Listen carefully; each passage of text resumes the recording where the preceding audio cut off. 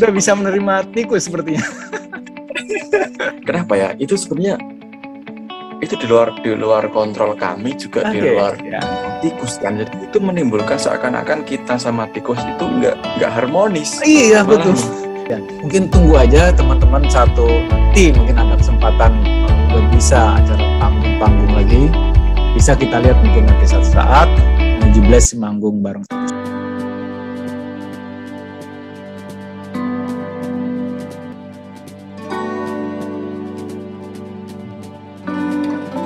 Oke.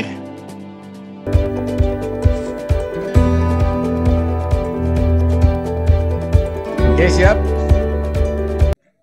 Juga peran senior itu nggak cuma sekedar omong, tapi mereka juga aksinya itu nyata, seperti mendampingi, juga memberi ruang juga. Ayo sini latihan bareng kayak gitu-gitu. Jadi nggak cuma ajakan atau kata-kata. Iya. Akhirnya juga terbuka lah warga Pacitan. Mungkin akhir-akhirnya juga sudah mulai familiar sama lagu-lagu Coldplay. Nggak cuma dangdut aja, tapi juga udah mulai welcome sama Coldplay. Nah, menurut Mas Aryo nih ya, apa arti Coldplay itu buat musik Indonesia? Coldplay, wah ini lumayan susah sih digambarin, soalnya Coldplay itu apa ya, dibilangnya kan legenda musik Indonesia. Tapi kalau saya sendiri sih, Coldplay itu ya emang musiknya Indonesia. Karena setuju. Semua ada di Coldplay. Jadi kalau ada yang tanya Indonesia itu musiknya apa sih? Ya Coldplay itu. Lihat Coldplay aja. Ya Coldplay itu udah Indonesia. Udah mewakili semua kan. Pop, rock, Melayu, dan rock bahkan masuk juga ya.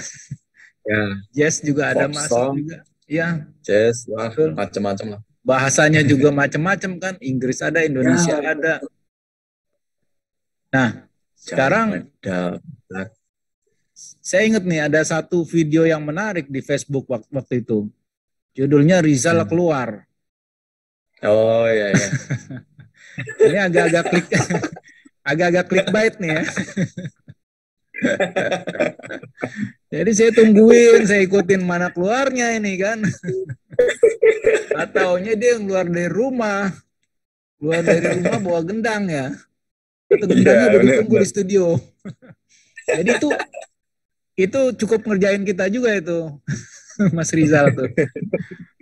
Siapa tuh yang konsep videonya tuh? Waduh, bener-bener. Jadi, ya mohon maaf bagi yang kena prank ya untuk video Rizal keluar itu. Nah, emang kita niat bikin apa ya, biar nggak video mulu. Ya. Iya, biar nggak video terus kita kasih apa ya? Karena kebetulan juga banyak request kan pop Melayu. Kita juga belum pernah bawain. Oh, gitu. Jadi itu pertama kali serial pop Melayu dari Neo Jibles ya? Coldplay Pop Melayu mulai video itu ya? Iya, benar. Jadi buat bridging aja, buat jembatan gitu sebelum ke pop Melayu, apa ya, kasih apa ya biar asik gitu, biar nambah antusias juga. Nambah antusias. Nonton masih clickbait, tapi enggak yang nipu. Ya, enggak lah itu. Coba emang clickbaitnya wah kayak niat gitu, tapi kan beneran keluar Rizalnya, keluar rumah sama keluar zona nyaman tuh. Ya itu sebelumnya gitu nyiram kembang dulu lah kan. Kalau suruh itu. Ada drama segala. Ya, tapi keren. Iya, sebelumnya emang belum pernah main kendang, jadi disuruh latihan pun juga ogah-ogahan dulu. Oh iya, nggak bisa ini kalau main. Oh gitu. Main kendang susah, gitu kan. Karena nggak ada basic kan, cuma ya. Tapi karena itu tadi tuntutan profesi. Sama kebetulan juga niatnya itu kuat untuk belajar. Iya. Jadi sekali belajar itu ya udah dibawa pulang, walaupun masih agak kaku lah tuh tangan buat dut-dutnya itu kan kurang kerasa tuh. Dut-dutnya itu belum dapat, tapi begini, Iya. banyak yang bilang ke saya ya itu salah satu yang drummer pelestari yang paling mirip Muri ya. Ini hanya ada opini begitu maksudnya ya. Saya sendiri nggak begitu ngerti main musik kan. Jadi ini opini yang saya tangkap dari luar ya. Ini salah satu yang paling mirip dari Pak Muri. Ini adalah drummernya Neo Gibles. Gimana nih menurut pendapat Ariel? Mainnya mirip banget katanya. Itu nggak tahu ya, karena emang dia itu dari awal sengaja gimana mau mirip suaranya, terus gaya mainnya nggak tahu sebenarnya, tapi dapat ya, ternyata dapat seperti itu ya. Iya, emang dia suaranya juga kebetulan memang seperti itu. Belum lagi pas nyanyi itu langgamnya apa cengkoknya dapat juga Pak Muri. Iya, emang suaranya juga kebetulan aja mungkin ya. Suaranya seperti itu. Sudah terlanjur duduk di posisinya Pak Muri lah. Sudahlah. Iya. Syukur-syukur mirip gitu kan, ternyata mirip. Iya. Terus ini sama ini juga, dia itu kalau main drum lagu lain itu nggak bisa dan nggak mau. Iya, maunya cuma plus aja.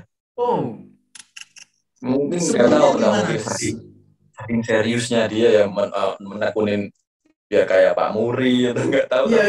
Emang gitu kalau dia main band lagu-lagu lain, wah dia tuh nyerah, nggak bisa gitu. Oke, iya. Akhirnya dia memang tadinya hanya untuk menekuni, akhirnya jadi kayak menyatu ya. Iya. Kayak menyatu gitu. Tapi tetap aja kalau dia bilang itu susah mau niruin Pak Muri. Banyak yang bilang kayak bermainnya itu wah nggak ada duanya. Iya. Ya ini kita harus koreksi juga ini ya, jangan sampai nanti para pengamat Kus-Plus yang sebenarnya menyangka kita teknik Pak Muri gampang ditiru, nggak begitu maksudnya. Teknik Pak Muri banyak yang bilang memang walaupun sepertinya sederhana itu sulit katanya begitu. Itu nggak gampang, ketukan dia itu ada aneh katanya dibandingkan ketukan pemain drum biasa gitu. Saya nggak tahu di mana tapi banyak yang komen seperti itu. Mungkin nanti Om Riko tuh bisa jelasin. Mas Riko Muri mungkin yang bisa jelasin.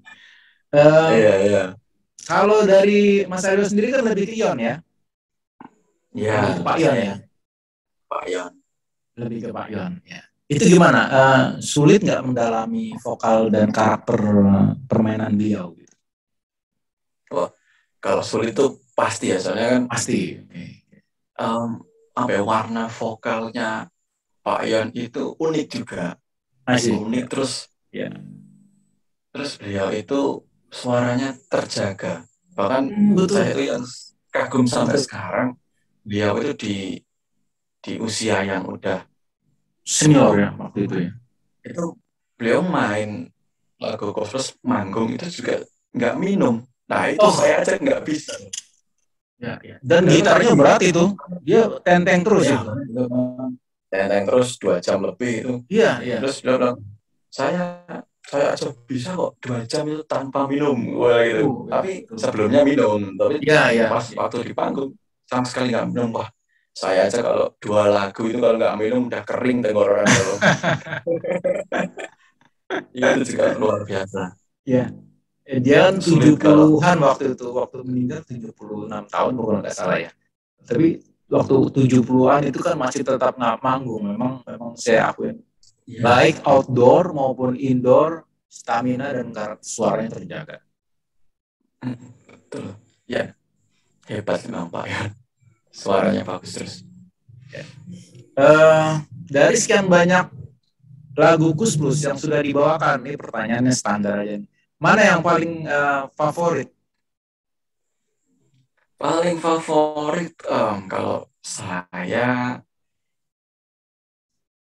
sih memang karena di Jawa ya, jadi lebih sukanya lagu Jawa. Jadi feelnya itu dekat banget gitu loh. Oke. Pop Jawa. Kalau saya, kalau The Best juga lumayan. Ya. Lumayan juga banyak favorit. Tapi kalau yang paling enak dibawain itu pop Jawa. Soalnya Pop nggak tahu Jawa. apa, karena bahasa sehari-hari terus Masih kayak ya, ya. enak aja bawainnya gitu. Ya, ya, ya. Jadi memang itu tadi kan makanya saya tanya bagaimana sih mendeskripsikan kota Pacitan itu ya, yang mampu melahirkan musisi seperti Neil Gibles ini yang otodidak ya kan. Artinya mungkin juga karakter culture-nya kena dengan lagu-lagu Kus ya. Khususnya yang di pengantarnya adalah mungkin bridging-nya itu pop Jawa awalnya ya mungkin ya. Iya, pop Jawa benar, bridging-nya pasti pop Jawa yang melekat tuh kayak ya hampir setiap orang tahu lah paling enggak lagu. Nah kayak gitu kan sering banget dengerin orang-orang lewat yang betul. Nah gitu. Jadi sering terdengar lah. Iya. Nah, kira-kira ini ya, setelah pandemi atau mungkin sudah mulai, kemarin saya udah lihat ada video untuk Amal ya, kalau tidak salah ya, live untuk Amal ya. Itu kalau nggak salah 15 menit atau 20 menit begitu ya Mas Aryo ya. Bisa diceritakan sedikit latar belakang video itu? Itu panggungnya kan berbeda itu, keluar dari studio BMP ya. Ya, jadi konser Amal yang sempat kita isi sebenarnya bukan acara kita, itu kan acara bareng-bareng. Kita salah satu pengisi acara tersebut. Kebetulan dapat harinya juga buat pembukaan hari pertama. Jadi itu inisiatif para musisi, para musisi di Pacitan dan juga didukung sama pemerintah daerah, didukung juga sama TV lokal, JTV Pacitan. Jadi kita tuh kayak apa ya, gelisah sama akhirnya juga tergugah. Setahun lebih pandemi kan kita nggak dapat job, nggak bisa menghibur diri juga lah. Kita cuma tiduran aja, job yang nggak mungkin datang karena keadaan kayak gini. Nah akhirnya kita punya inisiatif, gimana kalau kita bikin konser bertajuknya kan konser Amal tapi bisa dapat izin. Kan izin yang susah itu. Izin ini yang susah. Izin yang susah. Kemauan pasti ada. Pasti banyak yang mau ya. Akhirnya konsultasi sama pihak Satgas sama lain-lain, ternyata boleh, tapi ya aturannya ketat ya tadi. Audiensnya itu aja cuma 20 mungkin kemarin. Cuma 20 itu orang. Itu di mana? Di indoor atau outdoor? Di stadion. Stadion. Ya, tapi itu stadion yang nonton cuma 20. Cuma 20 orang. Ya, cuma undangan aja. Undangan aja. Dan bolehnya karena ya aturan seperti itu ya. Jadi nggak apa yang penting. Yang penting itu masih PPKM level 3 kali ya di sana tuh kalau nggak salah. Iya, itu masih level 3. Ya. Nah, masih level 3. Yang penting kan bisa disiarkan seluruh. Bisa disiarkan, betul. Terus juga ada YouTube sekarang. Jadi tambah luas yang nonton. Ya. Lumayan lah. Ya mulai dari situ kita merencanakan dengan matang, prepare dan segala, pokoknya udah direncanakan sama teman-teman musisi juga, sama pihak berwajib, sama Pemda, sama pihak yang JTV sebagai dokumentasi sama penyiarnya. Udah fix ya gini-gini, oke lah. Terus kita gantian, akhirnya sehari itu satu penampil. Sehari satu penampil. Berapa hari jadi itu, Mas? Jadi itu total 5 hari. Total 5 hari. Jadi awalnya niat ini sebenarnya juga buat membuka jalan sekaligus membuka asa bagi pelaku seni di Pacitan. Syukur-syukur pelaku seni di luar Pacitan juga ikut tergugah untuk bikin kegiatan semacam itu. Soalnya karena sebenarnya kita itu bisa melakukan sesuatu itu seperti bikin event atau bikin kegiatan amal kayak itu. Iya. Ya mungkin karena juga rasa apa ya, udah lama tertidur gitu loh. Betul. Gairahnya. Jadinya takutnya gairah malah turun ya. Iya. Jadi kita juga anggap aja mungkin sebagai pionir lah. Nanti yang lain biar penyemangat nanti mendorong yang lain untuk melakukan hal serupa atau yang lebih baik lagi. Ya, benar. Gitu. Dan itu kan juga nanti ya betul.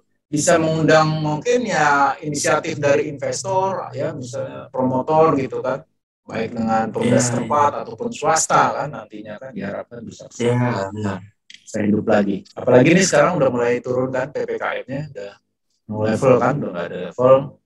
Mudah-mudahan bisa ramai lagi aktivitasnya kan. Mudah-mudahan ini udah kembali normal sih sebenarnya, tapi ya masih ada batasan-batasan kan. Iya, masih ada batasan. Ya, segeralah kembali normal lagi. Kemarin kan juga sudah mulai ada perform lagi. Band Lestari ada yang udah mulai reguler lagi, ada yang udah manggung juga kan, jadi udah mulai bisa lah, walaupun dengan aturan-aturan atau batasan-batasan yang ditentukan.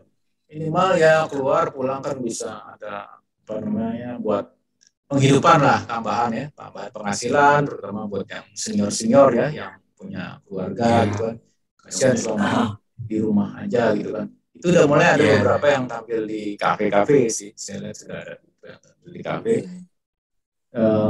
Kalau nggak salah, Tikus juga kemarin sudah mulai di mall kalau tidak salah ya, Tangerang kalau nggak salah. Memang ya sebagai musisi memang harus banyak terobosan ya. Ini sampai kalah sambakan lah. Iya betul. Tapi Neo G-Blast ada nggak rencana mungkin untuk menemui penggemar-penggemar di luar kota gitu ya? Mungkin bikin tour gitu di Jawa gitu. Waduh, kalau gimana ya nemuin penggemar? Kalau saya aja nggak yakin ada penggemarnya loh. Ini kalau Kang Heri B+ bilang yaitu Neo G-Blast salah satu yang menjadi semacam jangkar ya. Jadi dengan viralnya video-video Neo G-Blast di YouTube ya. Itu kan YouTube kan biasanya langsung bikin semacam promosi di beranda dia kan. Sehingga orang gampang sekali menemukan video Neo G-Blast pada saat membuka. Begitu dia Tikus Plus, ya itu biasanya akan terkaitnya itu Neo G-Blast, kemudian Tikus dan sebagainya ya. Nah, kalau penggemar saya rasa banyak. Cuman mungkin apa sih istilahnya yang penggemar tetap, istilahnya seperti komunitas Neo G-Blast mungkin secara formal belum terbentuk, tapi kalau secara informal saya rasa sudah banyak gitu. Banyak. Jangan-jangan di luar negeri juga banyak. Harus ke Korea ini. Terus manggung di Korea. Yang di luar negeri juga ikut dengerin. Iya, saya rasa ya. Iya. Mudah-mudahan. Kalau buat tour ini sebenarnya enggak ada rencana sih. Gitu. Soalnya takut berespektasi juga, apalagi keadaan kayak gini. Soalnya kita juga udah beberapa kali kan coba tahu karena keadaan seperti ini, jadi nggak punya ekspektasi dulu. Belum ya. Normal ya ngalir aja lah, ngikutin. Ngalir aja. Ngalir aja. Kalau ada kesempatan pasti kita juga dengan senang hati. Soalnya kalau saya pribadi kalau untuk main keluar kota ini sebenarnya lebih ke silaturahminya sama sesama penggemar, sama komunitas. Sama komunitas Lestari ya. Ketemu komunitas di kota ini, komunitas di kota ini, jadi bisa share, bisa berbagi ilmu lah. Jadi kita juga makin dekat, makin silaturahmi juga terjaga. Itu kan nilai yang tak terhingga juga. Iya. Luar biasa itu. Lebih tulus kelihatan kedengarannya niatnya ini. Jadi saling bersilaturahmi ya, saling berkenalan dengan komunitas penggemar Kusbers di seluruh kota-kota yang lain gitu ya. Mudah-mudahan sih Jakarta juga segera melakukan lagi deh ya acara-acara komunitas seperti atau parade musik Kusbers. Dan ini mudah-mudahan didengar dan ditonton para pengurus ya atau pembina KMFC ya, Kusmania Fans Club ya, Om Keke dan kawan-kawan nih biasanya. Ya mudah-mudahan kembali lagi lah event-event yang juga lama tidak menghibur diri dan menghibur para penggemar. Semuanya juga butuh hiburan. Tapi saya pengen tanya itu BMP itu artinya apa ya? BMP itu BMP Studio. BMP itu apa ya?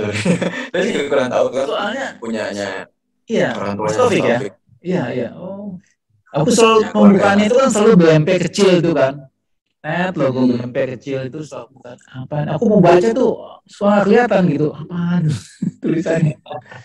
Tapi ini kita juga di Jakarta biasanya yang mau nonton tikus kan dulu saya nonton tikus band itu pertama kali di BMP di Blok M Plaza.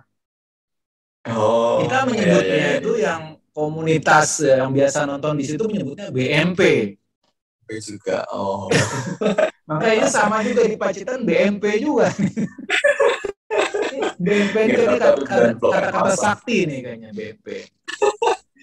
Wah, malah ini termasuk info yang saya baru tahu Om. Iya. Kebetulan sama gitu. Kebetulan sama. MPM itu kan usaha keluarganya Mas Albert sendiri. Oh, sih. Jadi dari yang orang tua kami kan juga termasuk bapaknya Mas Taufik itu yang pembina jadi orang tua kita lah. Jadi yang mengayomi, yang membimbing kita itu kan orang tua Mas Taufik. Jadi fasilitas juga kan studio itu luar biasa Mas Taufik. Dari Mas Taufik keluarga itu kan. Jadi ya kita kasih labelnya pasti dari BMP. Karena kalau nggak ada BMP juga nggak mungkin kita nongol di YouTube dan lain-lain. Itu nggak mungkin. Terima kasih BMP. Ya. Luar biasa sumbangannya BMP nih bagi industri, bukan industri apa ya? Istilahnya suasana lah permusikan gitu ya dengan munculnya BMP dengan Giblas ini kan. Jadi ada ini gitu alternatif tontonan kan masyarakat Indonesia. Walaupun banyak beredarnya WA. Gak apa-apa. Dahsyat nih serangan WA. Cepet kan ya Pak ya kalau WhatsApp grupnya banyak kan. Betul. Dan ini ya kalau saya bilang ya penggemar Neo Giblas di YouTube itu sebagian malah sempat agresif ya saya lihat ya. Antara lain terhadap mereka yang mengupload video-video tikus. Ya. Itu apa namanya? Ada beberapa, tapi sekarang udah nggak terlalu sih. Kelihatan udah kelihatan lebih akrab lah sekarang. Udah bisa menerima tikus sepertinya. Kenapa ya? Itu sebenarnya itu di luar kontrol kami juga di luar tikus kan. Jadi iya betul. Jadi itu menimbulkan seakan-akan kita sama tikus itu nggak harmonis. Iya betul. Karena segelintir orang itu kan mungkin mungkin terlampau semangat mendukung. Jadi antusiasnya gitu. Antusiasmenya terlalu semangat. Ya. Jadi terlalu fanatik membela itu seakan-akan yang dibela itu paling bagus paling. Tapi ya itu wajar sih. Kita kan sama-sama kekurangan. Ya. Gitu. Sebenarnya itu wajar. Ya yang saya sayangkan. Itu seakan-akan menimbulkan stigma kalau kita sama tikus itu kayak musuhan gitu. Saya sayangkan itu. Iya betul. Kalau kita kan ada fan ya, nggak ada fan. Mungkin tunggu aja teman-teman nanti mungkin ada kesempatan kalau udah bisa acara panggung lagi bisa kita lihat mungkin nanti suatu saat 17 manggung bareng tikus. Padahal pernah ya waktu di Haul Pak Muri juga kan itu tikus ada juga kan itu. Itu ada di Taman Mini. Kebetulan Jadwalnya Nggak ketemu ya? Sisinya beda. Kita kan mainnya pagi sampai siang kalau nggak salah itu. Pagi dan siang, tikus sore kan. Nah, Iya. sorenya kita udah terlanjur janji di SS1 Bekasi sama B+. Iya. Nggak sempat ketemu. Iya. Malah juga kan waktu itu juga nggak ada netizen yang saling adu argumen itu juga. Belum ada. Iya, belum ada. Mungkin kalau kebetulan tuh kita ketemu bareng ngopi bareng ngobrol bikin konten sebentar lah. Nggak bakal ada yang itu kan cakep itu. Betul. Mungkin nggak bakal ada saling ngotot gitu. Atau mungkin nanti tikus yang mampir ke Pacitan mungkin. Itu sih kan cukup mobile ya kalau kita cukup mobile, dia banyak kegiatannya juga di luar kota ya, Semarang dan sebagainya. Ya. Mantap kalau tikus. Tapi jadi gimana? Cita-cita proyek ke depan apa nih? Oke lah, tur belum. Tapi apa kira-kira yang lain selain tur? Kalau tur enggak, apa kira-kira proyek ke depannya nih dari Neo-G-Bless? Apa ya proyek ke depan? Kalau ngandelin apa ya, ngarep pangsa di Pacitan sini sih nggak bisa. Ya. Bisa diandelin nih mungkin ya kalau di sini. Ya kalau buat pekerjaan tetap juga kita belum sampai ke arah situ, soalnya kita juga masih ada kegiatan lain ya. Bekerja atau apa? Bisnis atau gimana, Mas Aryo? Punya pekerjaan lain. Siap. Saya juga masih kuliah. Siap. Jadi kalau ambil S2 ya? Belum, masih satu. Ya. Jadi kalau nanti jurusannya apa, Mas Aryo? Kalau saya jurusannya hukum. Hukum di kampus mana? Di Universitas Jember. Waduh, sama dong. Saya juga S1-nya hukum juga nih, gini-gini.